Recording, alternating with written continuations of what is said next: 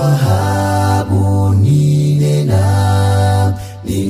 ndi Naboti, ndipase munda wako wa mpesa, uchili chonse.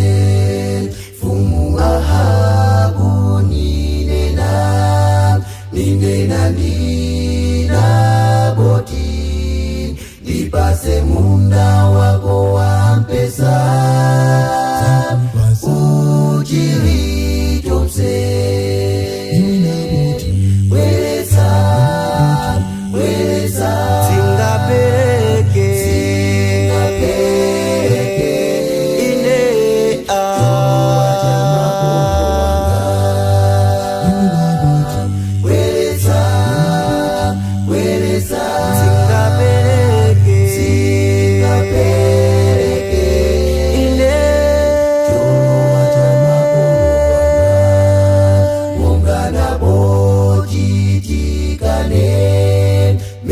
Satana titichimwe tukanitse gawo la moyo watu ai ulendo wa mama zatilepelesa mungalapo titikane